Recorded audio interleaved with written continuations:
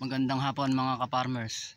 For today's vlog ay ipapasyal ko kayo dito sa taniman namin ng sitaw kasi namumunga na sila. Ito sila mga ka-farmers, papakita ko sa inyo. Nag-start ng mamunga yung mga tanim namin sitaw. Dalawang variety yan, yung isang green at isang kulay-pula yung bunga niya.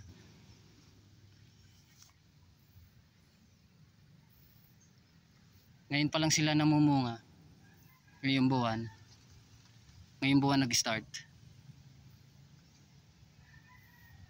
Kung makikita nyo naman mga ka-farmers, kahit papaano ay may mahaba-haba na.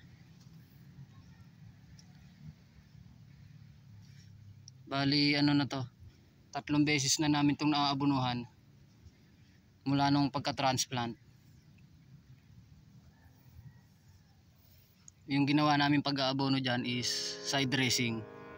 Nagbudbud na lang kami dyan sa palibot ng mga puno niyan kasi palagi naman na ulan. Ayan mga farmers, ito pero ngayon kung makikita nyo sinisira na agad. Ayan, ito yung flower niyan. Kukunti pa yung bunga niya, hindi pa ganun karami kasi bago pa nga lang namumunga.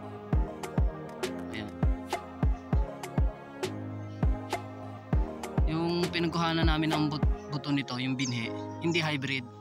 Kaya nung nagbinhi kami, yan, pwedeng itanim. Ito yung ibang variety mga ka-farmers. Iba yung kulay niya.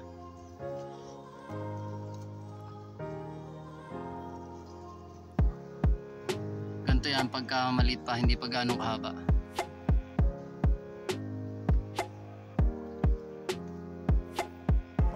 Ilang puno lang yung naitanim namin kasi bali trial and error pa lang yung pagtatanim namin ng sitaw.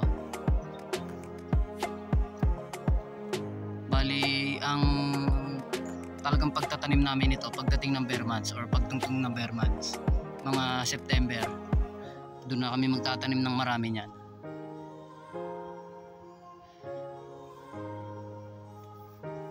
Ayan.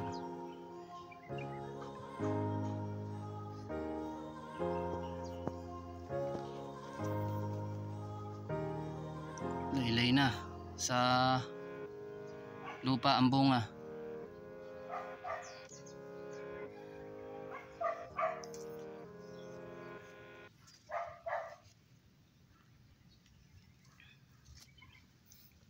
Merong mga ibang puno dyan na namatay gawa ng kasagsagan ng ulan na walang tigil, natuba yung ibang puno, parang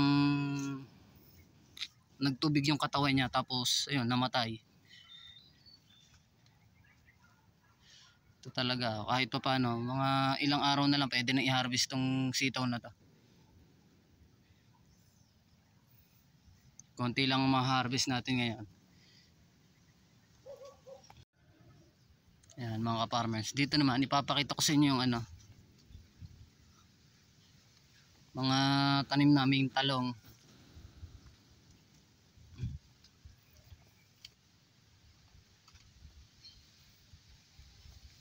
Ito yung mga tanim namin talong mga ka-farmers. Malapit lang din to sa taniman ng sitaw. Nung umulan nanlalagas yung dahon niya, nanlalaglag. Pero kahit pa paano may mga bunga. Yan katulad nito. May bunga.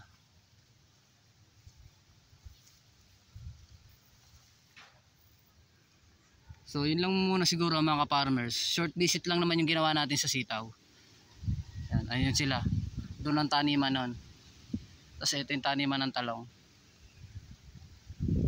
So yun lang muna mga ka-farmers. Thank you for watching.